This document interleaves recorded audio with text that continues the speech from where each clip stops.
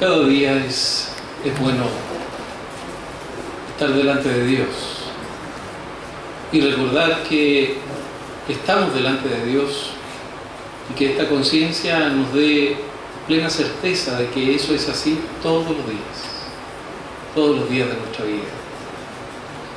Antes de comenzar con el mensaje del día de hoy, yo quiero destacar algunas cosas. Una de ellas, ¿cierto?, es la importancia de reconocer a Dios en nuestro matrimonio.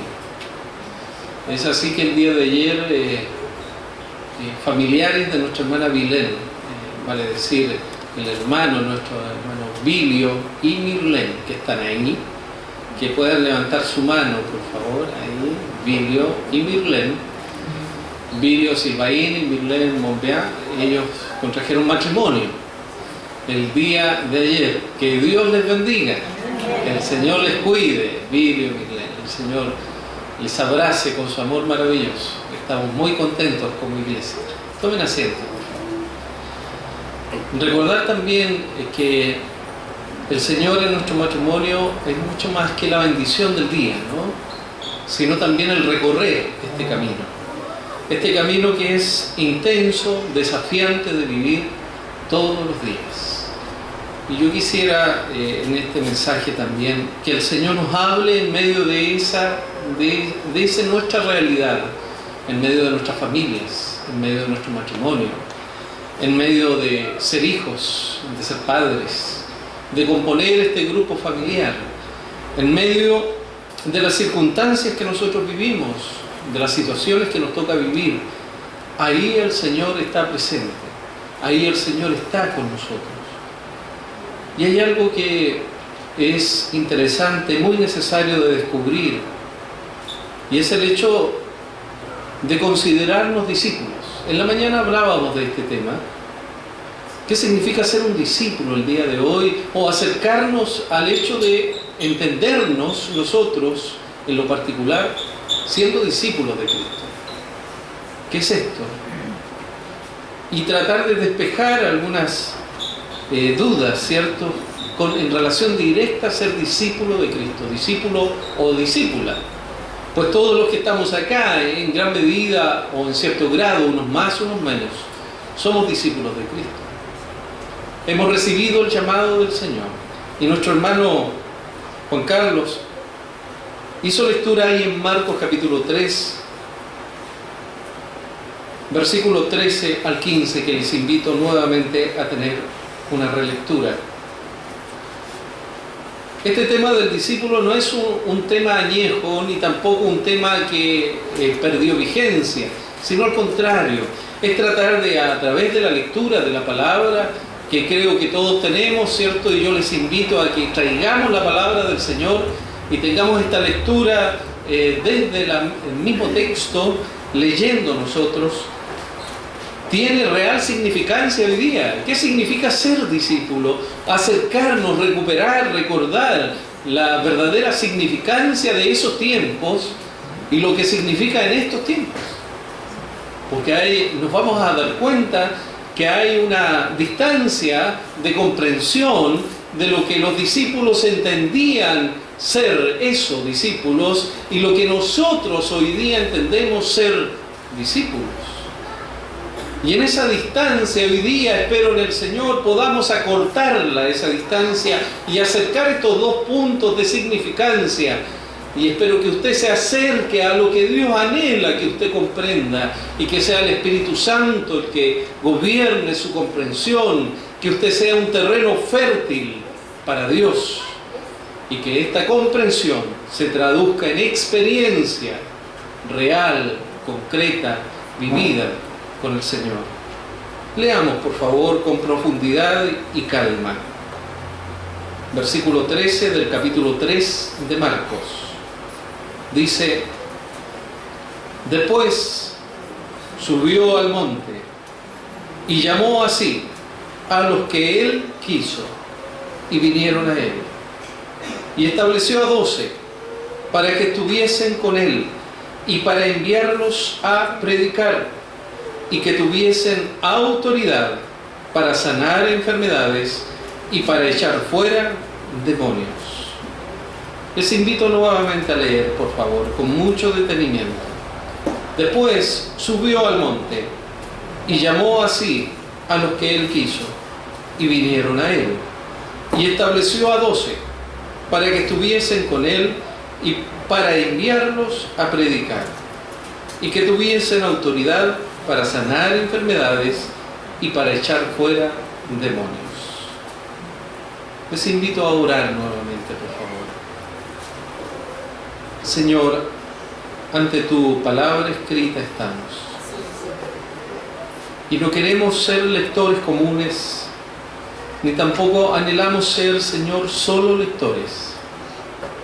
Queremos que en esta lectura, en esta comprensión, en esta escucha de tu palabra, podamos traducirla en nuestra vida a través de acciones reales, de cambios de actitudes quizás, de acciones, Señor, que den evidencia de que no tan solo somos lectores, sino que somos hacedores de tu palabra. Señor, que usted mismo, que el Espíritu Santo, esté en medio, en principio y fin de este mensaje. En tu nombre, Señor. Amén.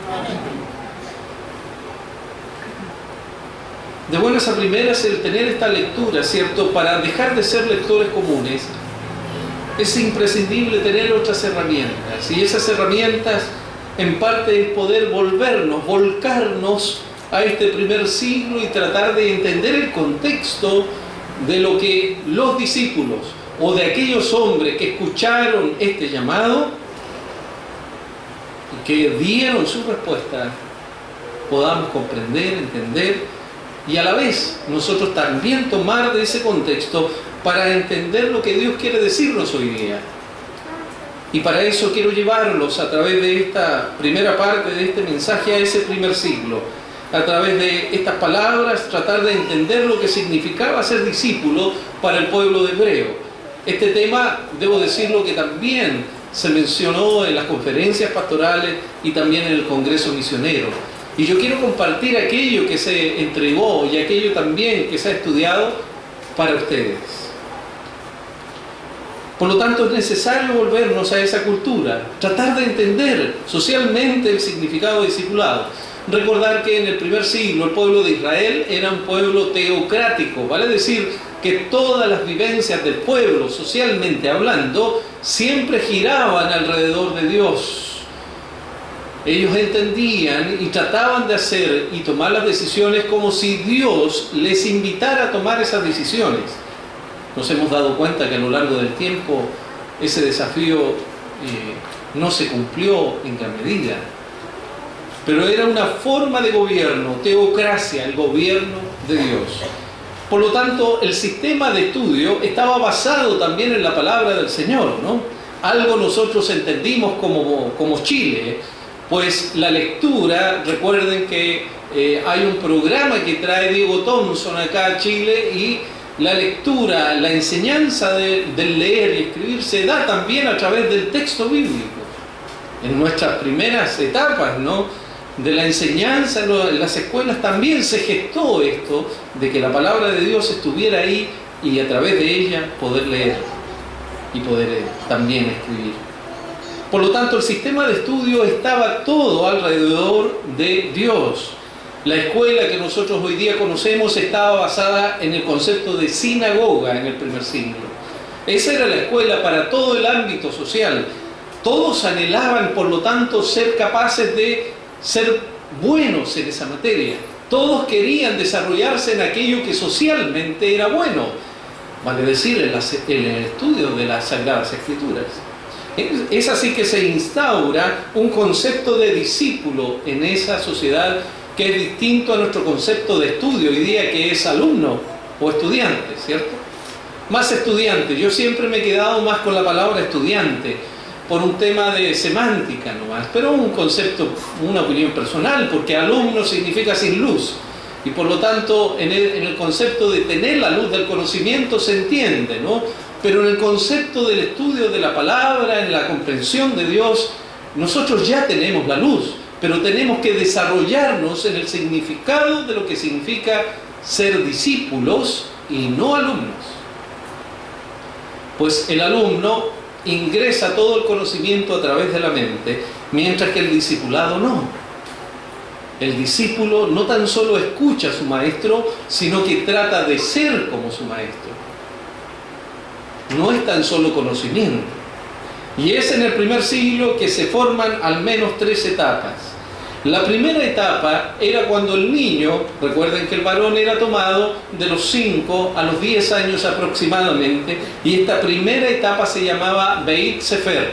Y esta etapa de Beit Sefer era donde el niño podría acumular conocimiento y memorización del Pentateuco, o la Torá, que eran los 5 primeros libros. ¿Cuáles son los 5 primeros libros del texto bíblico? Génesis, ¿cuánto? Deuteronomio, ¿no? Difícil palabra. Son los 5 primeros libros. Y en esta etapa de la niñez, que eran aproximadamente 5 años, dependiendo de la capacidad del niño, tenía que memorizar de Génesis a Deuteronomio. Memorizar. No estamos hablando de leer, estamos hablando de memorizar. Y luego de esa memorización, en esa aula, en esa sala de la sinagoga, estaba enseñando, ¿cierto?, en este caso el maestro de la sinagoga, para que los niños estuvieran memorizando durante todo este tiempo, según la sistemática del estudio del primer siglo, la Torá, los 5 primeros libros. La Torá es el centro entonces y la base de la vida del pueblo de Israel. Ahí se expresa, ¿cierto?, el sistema maravilloso y el centro educativo, inclusive de la familia. Y el niño lo aprendía de 5 a 10 años. Por lo tanto, cuando crecía no se apartaba ni en el aspecto familiar, ni tampoco en la vida social. Todo estaba alrededor de Dios. Qué maravilloso, ¿no? Qué bueno. Pero ahí el discípulo no quedaba, no terminaba. Cuando aprendía este ejercicio de la memorización, el maestro de la sinagoga tomaba el mejor de los mejores, los mejores de los mejores. ¿Para qué? Para que siguieran carrera, para que siguieran estudiando. En el segundo nivel, que era Beit Talmud.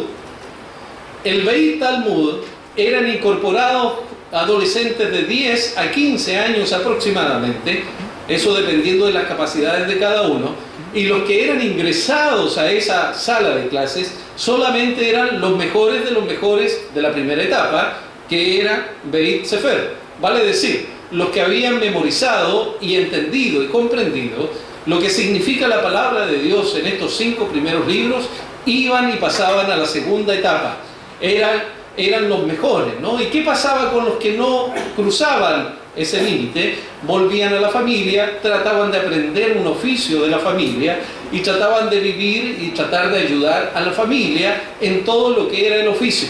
Vale decir, los carpinteros, los pescadores en esa etapa eran instruidos de 10 a 15 años y podían proveer a su familia y eran capaces de aprender a ser pescadores, de aprender a ser carpinteros, de aprender otro oficio, la albañilería, la orfebrería, todo lo que es las joyas, ahí en ese periodo. Los que no eran capaces de ser discípulos iban a aprender oficio y volvían a su familia. Y cuando estaban los mejores de los mejores y cruzaban de Beit Sefer, que en la primera etapa, a Beit Talmud, a ellos, a estos jóvenes que eran considerados discípulos del maestro, en este caso de la sinagoga, tenían que aprender no tan solo ahora de Génesis a Deuteronomio, sino de Génesis al último libro del Antiguo Testamento, que es Malaquías. Ahora la tarea es mayor. Estos jóvenes considerados discípulos de la sinagoga o del pueblo tenían que memorizar de Génesis a Malaquías. Estos que eran los mejores de los mejores trataban y daban su vida y eran apartados en su casa para que estudien, para que lean, para que comprendan y puedan empezar a interpretar. Vale decir que ellos, a la edad de 15, 16 años aproximadamente, ellos no le contaban cuentos en lo que decía literalmente la palabra de Dios, de Génesis a Malaquías. es distinto hoy día con nosotros, ¿no? A veces nos olvidamos qué libro viene después de Salmos. ¿Qué libro? Muy bien. ¿Y después de Abdías? Está un poquito más difícil. ¿Después de Segunda de Reyes? No voy a seguir preguntando, ¿no? Se dan cuenta de que la comprensión de discípulo, de enseñanza, es distinta a los tiempos de hoy día. Discípulo para el tiempo del primer siglo tenía un concepto y una forma de ser. Ya desde pequeños empezaban a caminar. Y Beit Talmud eran aquellos que eran los mejores de la primera etapa. Pero ahí no concluía todo. Para ser considerado discípulo real tenía que tener un maestro. Y en la tercera etapa, que se llama Beit Midrash, era una etapa que no concluía hasta que el maestro así lo estipulaba. Aquellos que pasaban a Beit Midrash tenían dos características. Primero, haber sido en ese grupo el mejor de los mejores de los mejores de las dos etapas anteriores. Esa era la primera identificación de aquellos que podían pasar.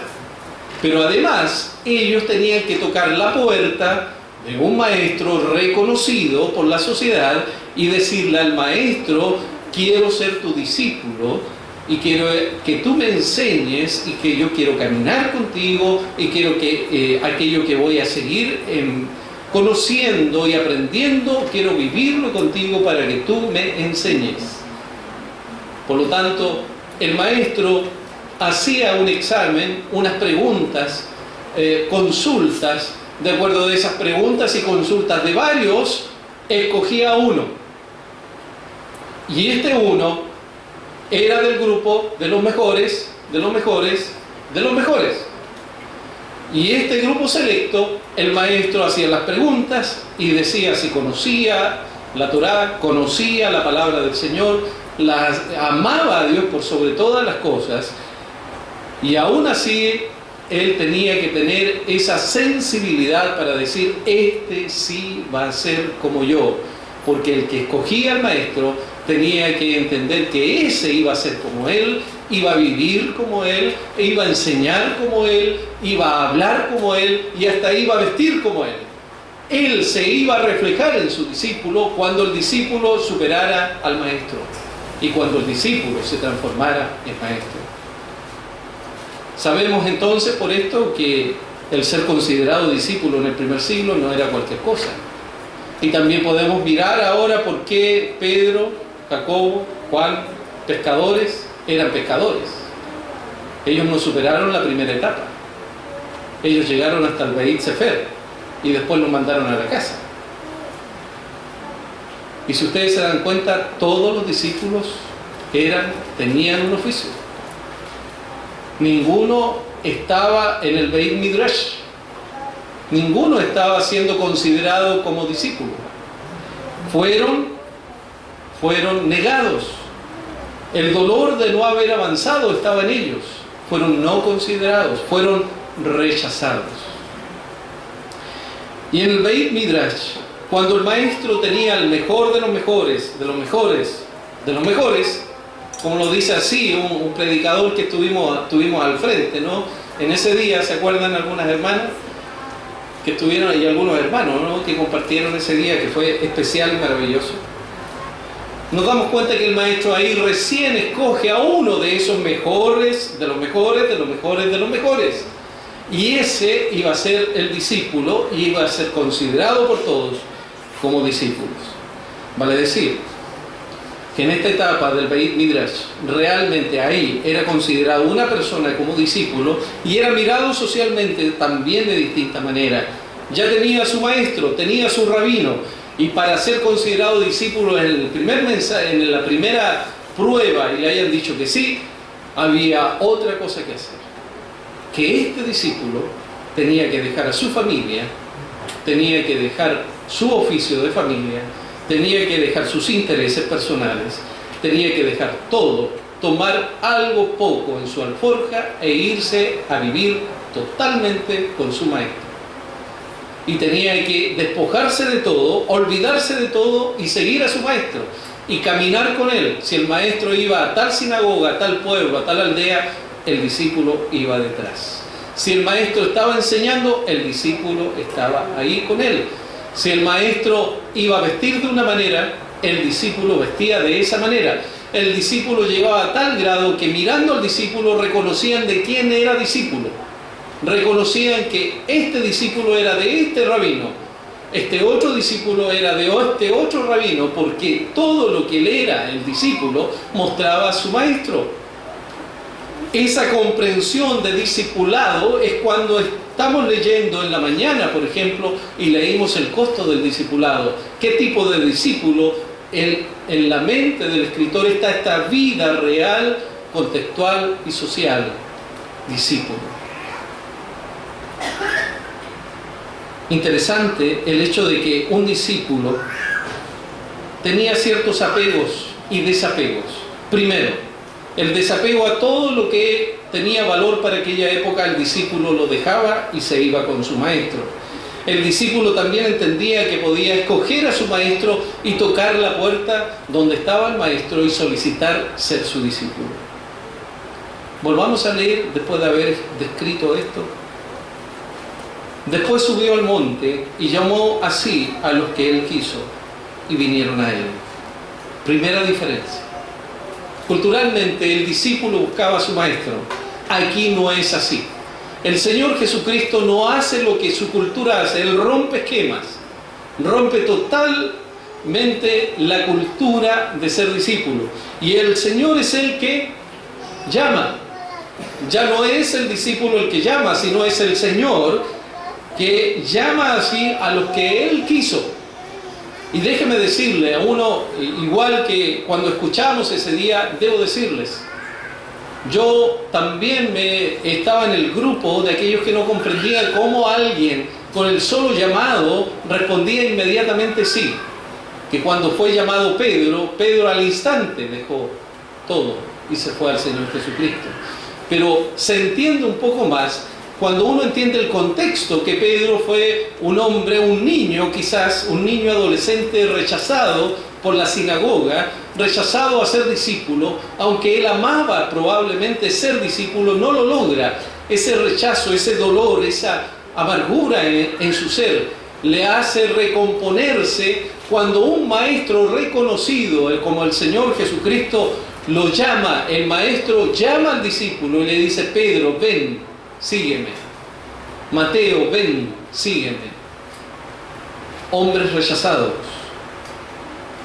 hombres que no lograron pasar la primera etapa. La primera enseñanza es que el Señor llama a sus discípulos. El Señor nos ha llamado. Nos ha llamado no por las capacidades que tenemos. No nos ha llamado porque somos los más sabios en su palabra, así como Pedro, así como Mateo y así como cada uno de los 12, sino que nos llamó y los llamó en su voluntad, como Él quiso. El Señor nos ha llamado a nosotros en nuestra propia situación, en nuestra propia quizás amargura o quizás felicidad, en nuestra propia vida. Él nos ha llamado. Y cuando Él nos ha llamado, en nuestro ser debe haber nacido algo intenso, algo desafiante, donde hemos dicho sí, cuando hemos reconocido que el Señor, el Maestro, nos ha llamado a ser sus discípulos.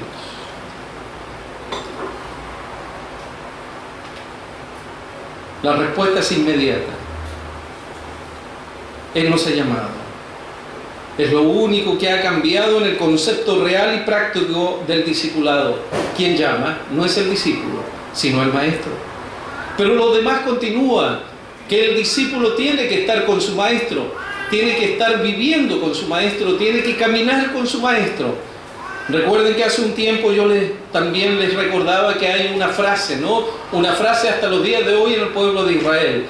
Esa frase se da por la experiencia del discípulo con su maestro. Cuando se caminaba por el desierto, cuando caminaba el maestro por las calles polvorientas, obviamente que en el caminar se levantaba polvo y el discípulo, como estaba tan cerca de su maestro, ese polvo lo bañaba a él. Y la frase decía que de discípulo a discípulo, era que el polvo de tu maestro empape en tu vida. ¿Eso qué quiere decir? Que es un discípulo que va a aprender más rápidamente de su maestro, pero se trata de estar con el maestro. Un discípulo jamás tendrá un camino y su maestro tendrá otro camino. Ese no es un discípulo. Tampoco el discípulo entra en la sistemática del estudio de nuestra sociedad. No se trata de ser alumno, no se trata de llenar la iglesia y escuchar a un maestro. Ser discípulo de Cristo es andar con el Señor de día en día. Andar con el Señor significa amar al prójimo, hablar de Él a otros. Significa no minimizarnos en lo que podemos hacer. Porque el mejor de los mejores, de los mejores, de los mejores, estaba considerado en el primer siglo por las capacidades intelectuales y la constancia y perseverancia de las personas. Pero el Señor no tomó al mejor de los mejores. Él tomó a aquel que era rechazado, pero sí para ser el mejor de los mejores, pero en Él, en Cristo. En Él nos hace el mejor de los mejores. Él nos hace desarrollarnos, nos hace crecer, nos capacita el Señor para entregar su mensaje a otros.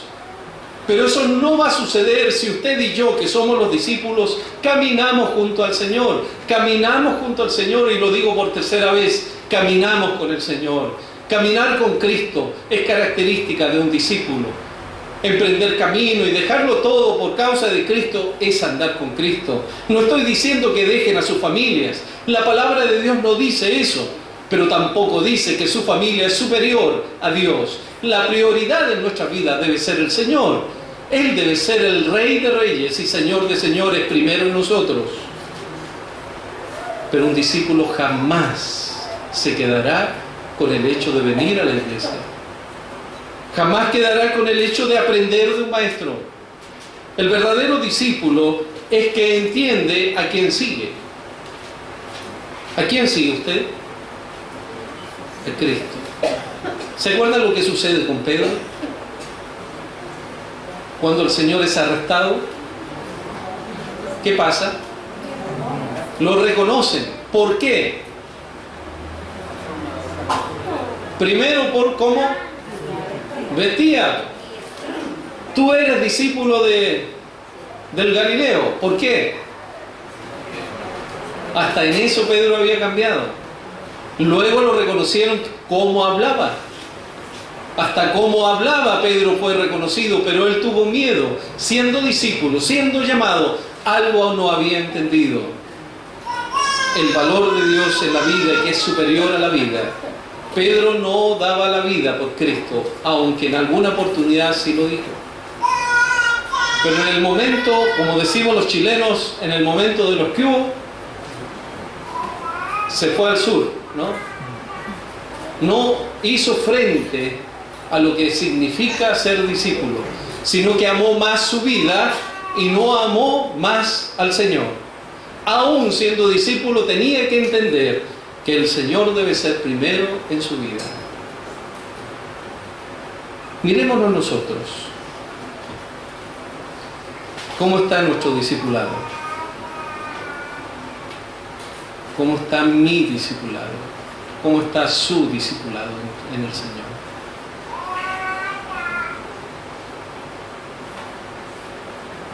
El Señor nos ama a tal grado y ha tenido misericordia de nosotros tantas veces, y seguramente lo seguirá teniendo. Pero el Señor nos está llamando, hermanos y hermanas. El Señor nos está llamando. Y cuando el Señor llama, requiere una respuesta. Una respuesta que venga desde la comprensión de lo que Él significa para nosotros. El ser cristiano no significa tener pensamientos positivos, no significa que nosotros vivamos éticamente y moralmente bien. El ser cristiano no significa que nosotros tengamos que aprender de memoria tan solo la palabra. El ser cristianos o discípulos no significa que nosotros andemos trayendo la Biblia debajo del brazo como una costumbre sin valor. El ser cristiano no significa que las confianzas a tal grado es que nosotros abramos en el Salmo 91 y lo pongamos en el velador en las noches, porque eso nos da confianza. El ser cristiano no significa que nosotros nos vistamos bien y vengamos al domingo tan solo. El ser cristiano, bíblicamente hablando, está muy apegado al concepto de discipulado del primer siglo. Significa amar a Dios con todas nuestras fuerzas, alma y mente, y amar a nuestro prójimo como a nosotros mismos. Significa despojarnos de nuestro yo, de nuestro ego, de nuestras decisiones sin Dios, para incorporar a Dios en todas las áreas de nuestra vida. Ser discípulo significa poner en alto el nombre de Cristo en el servicio. En el servicio para Dios. Significa poner en alto a Cristo en nuestra propia vida, en nuestras decisiones familiares particulares. Jamás un discípulo se apartará de su Señor, pues un discípulo, si se aparta de su Señor, inmediatamente, ipso facto, en el momento en que lo hace, deja de ser discípulo. Esto que pareciera ser duro y está en contra de la misericordia de Dios, no es así, hermanos amados y hermanas queridas. El ser discípulo requiere determinación de un discípulo, vivir como discípulo, entender el discipulado bajo una vida consagrada al Señor. No significa entendernos en una burbuja, pero tampoco significa superficializar nuestra vida en el Señor. Tampoco se trata de buscar el equilibrio y dando ciertas decisiones malas y buenas, pero entre las malas y buenas buscamos el equilibrio para no equivocarnos. El discipulado significa radicalmente apartarnos para el Señor en nuestra total comprensión de vida. No significa alejarnos de las personas que amamos y que quizás están en el mundo sin Dios. Significa al contrario, acercarnos a ellos, pero para el propósito, como también el Señor nos habla cuando Él escogió a los 12, versículo 14, y estableció a 12 para que estuviesen con Él y para enviarlos a predicar. Si usted es discípulo y discípula, en algún momento, a lo mejor en este intertanto, usted hablará con otro del Señor. Nuestro discipulado tiene propósito, pero el propósito jamás superará el que la ecuación de Dios aquí es primero estar con Él y luego hablar de Él. No podemos hablar de Él si no hemos estado con Él, y jamás dejaremos de estar con Él si queremos hablar de Él. Esto es intenso e interesante también de decirle a ustedes. Jamás debemos alejarnos del Señor. Las acciones sociales no pueden desprenderse de una vida con el Señor. Las acciones altruistas fuera y externos de la iglesia jamás deben apartarse de entender la oración como parte de nuestra vida y la lectura de la palabra como parte de nuestra vida. El Señor no nos ha mandado a hacer acciones altruistas y con eso liberar nuestras acciones. No es así, hermanos. Jamás un discípulo se apartará de su Señor. Cuando las acciones no están presentes, es porque no estamos con el Señor. Y yo espero que esto nos haga reflexionar. Yo espero en el Señor que este tema, que no es un tema popular, no es un tema que querramos escuchar, porque a veces no nos da el ánimo que quisiéramos tener. Pero debo decirles, este es un tema necesario de tocar para nosotros. Debemos ser discípulos. Debemos entender que no somos los mejores de los mejores, de los mejores, de los mejores. No lo somos.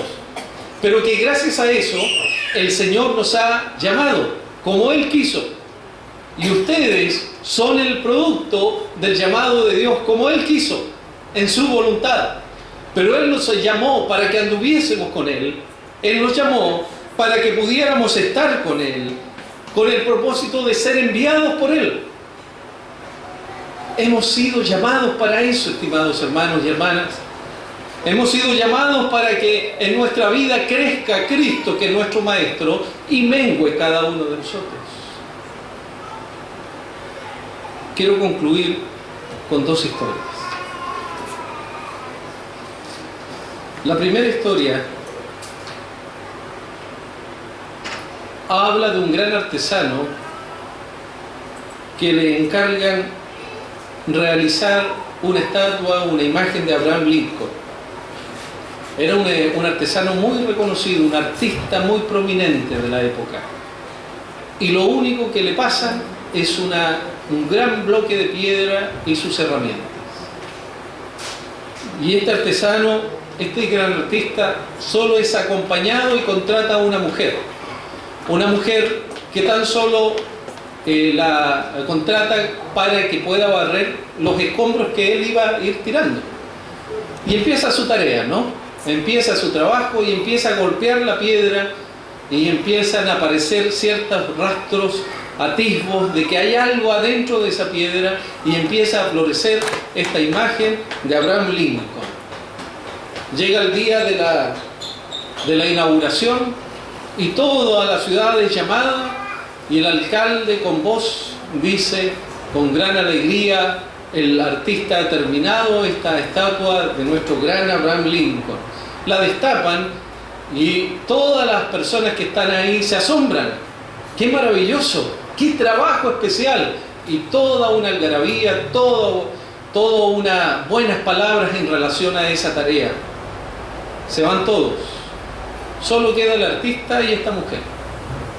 Y al barrer, seguir barriendo todo lo que dejan el público que llega, le hace una pregunta y le dice: maestro, ¿le puedo hacer una pregunta? Y el artista la mira y le dice: claro, dígame. Y la mujer lo mira y le pregunta: maestro, ¿cómo supo que dentro de la piedra estaba Abraham Lincoln?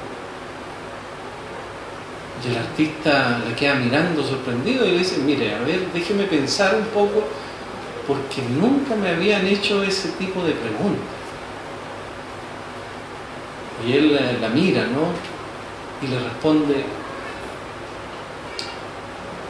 lo que hice fue sencillamente sacar todo lo que estorbaba a la imagen de Abraham Lincoln. Y eso es lo que hace el Señor con nosotros en el discipulado. Va sacando todo aquello que estorba la imagen de Cristo en nuestras vidas. Va sacando, cincelando de nuestras vidas aquello que nos muestra la imagen de Cristo. Un discípulo sabe que va a ser como una piedra en las manos del artesano con cincel y martillo. Y nos va a ir moldeando, nos va a ir moldeando. Pero debemos estar con Él. Debemos estar con Él. Y el propósito no tan solo es cincelarnos, no tan solo es moldearnos, sino que el propósito habla como esta otra historia. Ustedes bien saben que en los Juegos Olímpicos hay una imagen, algo especial, y esa es una antorcha. La antorcha va pasando de país en país, de ciudad en ciudad, ¿cierto? Llevando este símbolo maravilloso y especial que significa esto de los Juegos Olímpicos: paz, ¿no? Hermandad. Y resulta que había un hombre, un concejal, no voy a decir de qué ciudad, ¿no?, en esta historia, y que le encomiendan esta labor. Y este concejal, ¿cierto?, se prepara. Cada desafío que le imponen, siempre él se esforzaba a tal grado que llegó a entrenar, llegó a recorrer, a cronometrarse, y él quería ser el más rápido de todos y que pueda poner bien, ¿cierto?, colocar bien a su ciudad, a su local donde él estaba ejerciendo autoridad. Y él se preparó, fue un atleta preparado, una persona que dedicó tiempo a la preparación, dedicó tiempo también al esfuerzo, midió sus esfuerzos y cada vez que los medía quería ser el mejor, quería ser el mejor de todos. Llegó el día esperado, llegó el día esperado, ve a lo lejos la antorcha y él empieza a recordar toda su preparación, empieza también a exigirse mentalmente, prepararse para ser el mejor de todos aquellos que llevaban esta antorcha y llegar a su destino pronto, rápido. Y resulta que llega y toma la antorcha y él, cual cual rayo, ¿no?, por decirlo de alguna manera, hace el esfuerzo y empieza a caminar lo más rápido posible, avanza rápido, llega con el cronómetro andando, llega y entrega y llega al final y mira su cronómetro y dice: rompí mi récord, soy el mejor. Y la persona que la recibe le dice y lo mira extrañado: ¿qué me estás entregando? Bueno, la antorcha, pues soy el mejor de los mejores, te estoy entregando la antorcha. Pero el propósito no es que me la entreguen lo más rápido,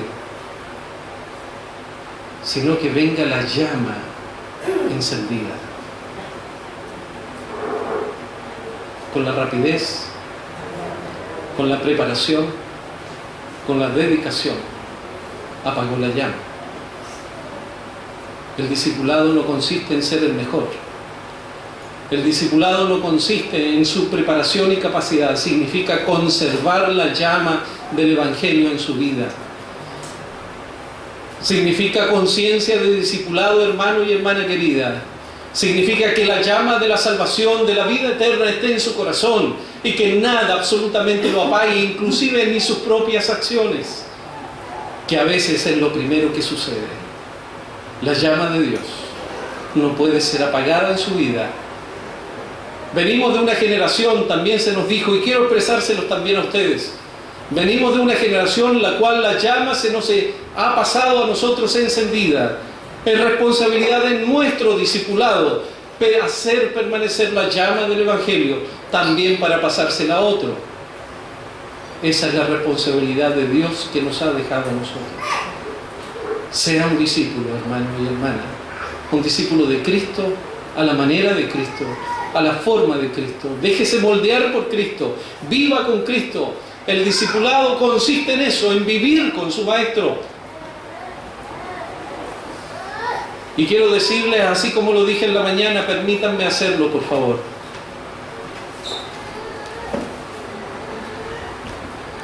El ser discípulos del Señor no consiste en quedarnos en el púlpito los predicadores. Y no consiste en que usted se quede en el asiento.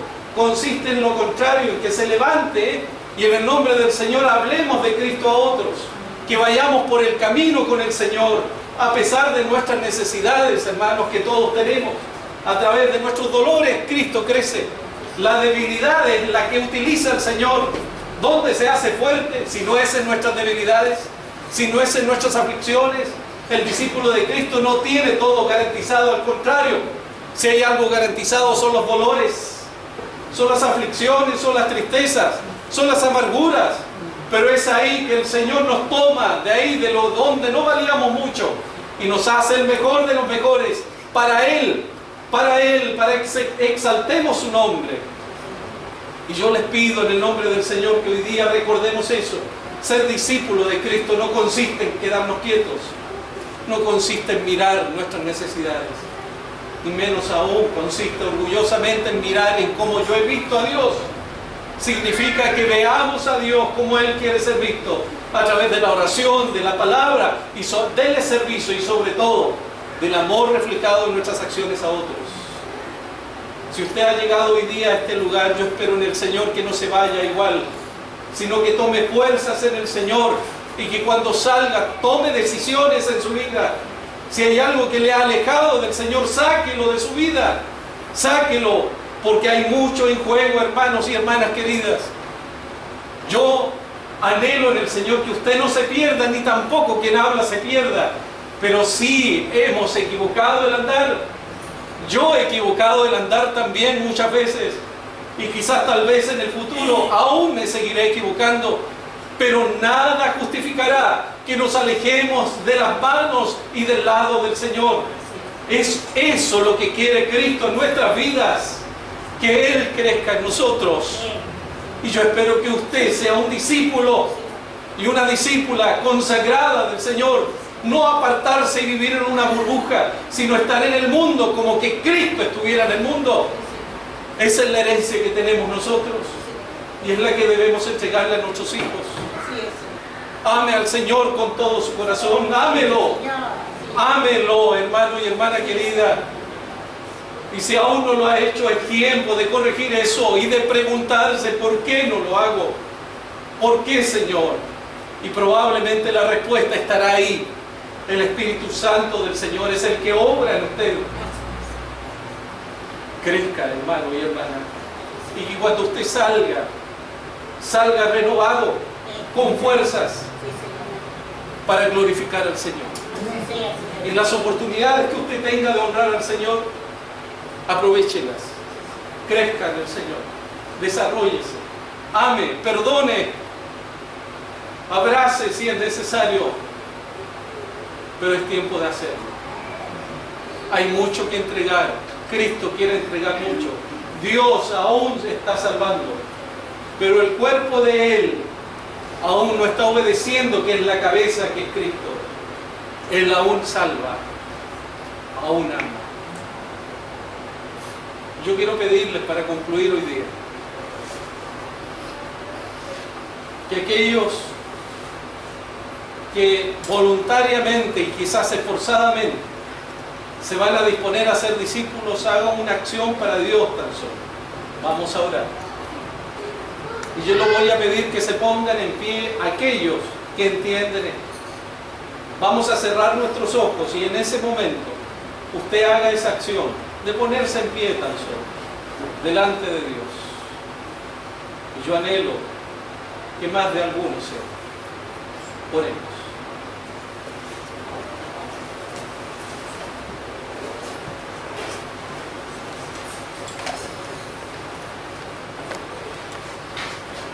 Señor eterno, creador del cielo y de la tierra, que te has revelado en tu palabra escrita. Señor omnipotente, omnisciente y omnipresente. Oh Dios, a ti clamamos, a ti oramos en esta hora. Señor, te pedimos, no tan solo por aquellos que han de llegar a tus caminos. En este día queremos pedir por nosotros, por nuestro propio discipulado, por nuestra forma de seguimiento hacia ti, Señor. Te queremos pedir para que te veamos en nuestra propia vida, para que nuestro caminar sea como el caminar tuyo aquí en la tierra. Esto que es ideal y utópico es necesario recordar, pues, Señor amado, la utopía del Evangelio que eres tú no debe perderse en esta tierra, pues tu presencia está aún con nosotros. Eso significa que usted nos invita a desarrollarnos, a ser tus discípulos, a caminar por este mundo polvoriento, a caminar por aquellos que necesitan y poder abrazarles, pues ellos no son los únicos que necesitan, pues nosotros aún somos necesitados de ti. Ser discípulo no es tenerlo todo, es necesitarlo todo en ti, Señor. Padre amado, reconocemos que debemos ser mejores discípulos en ti.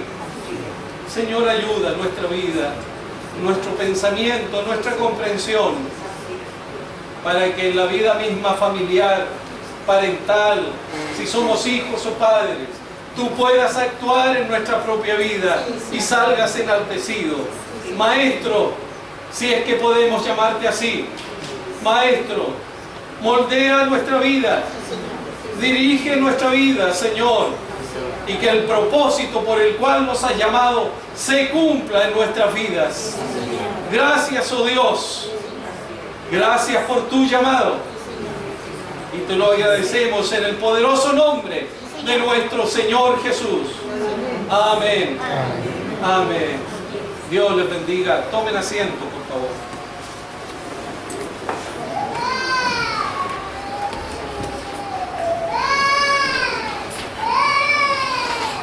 Antes de darle la oportunidad a mis hermanos Daniel, hermano Juan Carlos, quiero también decirles que hay hermanos junto a nosotros que necesitan de nuestras oraciones. No tan solo los enfermos, sino también aquellos que tienen buenos desafíos en estos tiempos. Recordemos a nuestro hermano Mario. Él no ha hablado conmigo, pero yo sé que tiene el examen de grado. Que Dios te bendiga, Mario. Que el Señor te respalde, te dé la inteligencia suficiente. Y si alguno de ustedes, jóvenes o hombres y hermanas, tienen algún desafío, que el Señor les cuide. Les pido por Moisés también. Él no me pidió esto, pero yo quiero compartirlo con ustedes. Él está esperando una respuesta laboral importante. Y espero que la voluntad del Señor se haga en ese trabajo, Moisés. Dios te bendiga mucho. Al igual que nuestras necesidades, estimados hermanos y hermanas, que el Señor nos fortalezca en todo. Y recuerden, orar también por quien habla. Necesito de vuestra oración. Que Dios les bendiga.